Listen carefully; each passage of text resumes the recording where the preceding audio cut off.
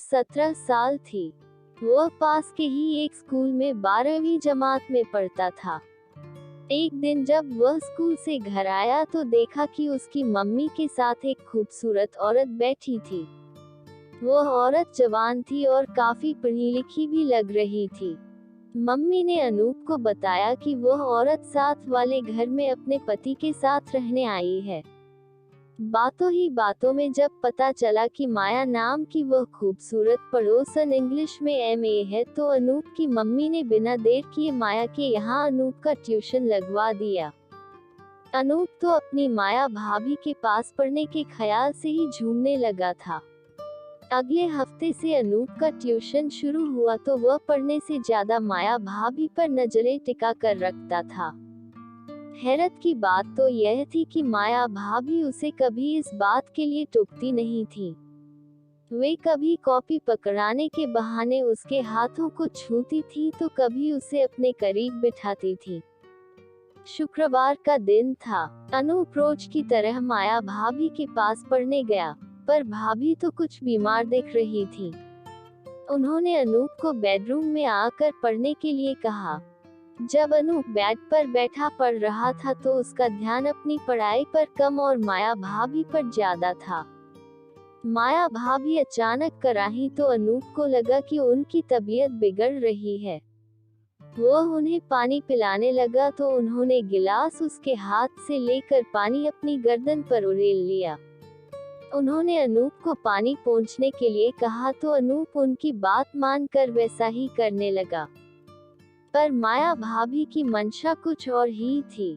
उन्होंने अनूप को अपनी तरफ खींचा और उसे चूम लिया। पहले अनूप थोड़ा सकपकाया, मगर खुद को दूर करने के बजाय उसने माया भाभी के वश में रहना ज्यादा अच्छा समझा। इसके बाद तो वे दोनों उसी बेड पर प्यार का ट्यूशन पढ़ने लगे। माया भाभी और अनूप के इन नाजायज संबंधों का सिलसिला तकरीबन 2 से 3 हफ्तों तक चला। न किसी को शक हुआ, न उन्होंने किसी की परवाह ही की। लेकिन एक दिन जब माया भाभी के पति दिनेश ऑफिस से बिना बताए जल्दी घर लौटे और उन्होंने डोरबेल बजाने से बेहतर अपने पास रखी चाबी से दरवाजा खोला तो चौंक गए। अनूप और अपनी पत्नी माया को बिस्तर पर देख दिनेश हैरान रह गए। उन्होंने दोनों को खूब गालियां दी। अनूप किसी तरह अपने कपड़े उठाकर वहां से भागा। वह घर पहुंचा और अपने कमरे का दरवाजा बंद करके वहीं बैठा रहा। कुछ देर बाद जब मम्मी पापा आए तो उन्होंने जबरदस्ती अनूप को कमरे से निकाला और खरी खोटी सुनाई। पापा ने तो उसे कई चांटे भी जड़ दिए। जब माया और अनूप के नाजायज संबंधों की जानकारी दूसरे लोगों को लगी तो उनका मजाक बनाया जाने लगा। अनूप को खूंटे से बांधने की हिदायतें दी जाने लगी। माया का तो घर से बाहर निकलना ही बंद हो गया था। स्कूल में भी अनूप को कोई छिछोरा कहता तो कोई बेशर्म। इन तानों से अनूप की जिंदगी नरक बन गई थी। एक दिन अनूप माया भाभी के घर जा पहुंचा। माया ने दरवाजा खोला तो अनूप ने उनके मुंह पर थप्पड़ जड़ दिया और जेब से ब्लेड निकालकर उनकी गर्दन पर चलाने की कोशिश की। जब माया चिल्लाई तो आस पड़ोस के कुछ लोगों ने अनूप को रोका और उसकी मां को वहां बुलाया। माया तो बच गई, पर अनूप को उनकी जान लेने की कोशिश के जुर्म में बाल सुधार गृह भेज दिया गया। इसी तरह अगस्त 2015 की बात है। 23 साला प्रवीण को पुलिस ने 3 लोगों के खून के इल्जाम में उसके घर से गिरफ्तार किया था। प्रवीण ने अपनी 37 साला पड़ोसन रीना और उसके 2 बच्चों की हत्या की थी।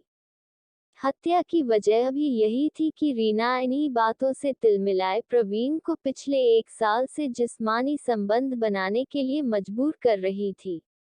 पर अब प्रवीण इस रिश्ते को खत्म करना चाहता था। रीना उसे ऐसा करने नहीं दे रही थी। इसी के चलते प्रवीण ने रीना और उसके 12 साल के बेटे आदिल और 5 साल की बेटी साहित्य की हत्या कर दी।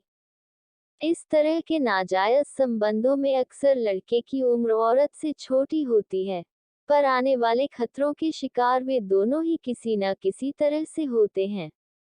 किसी औरत की उम्र ज्यादा होने के चलते उसके लिए ऐसे संबंध केवल मनोरंजन का जरिया मात्र हो सकते हैं। इसलिए जवान होते लड़कों को इनके आने वाले खतरों के बारे में सचेत रहना बहुत जरूरी है।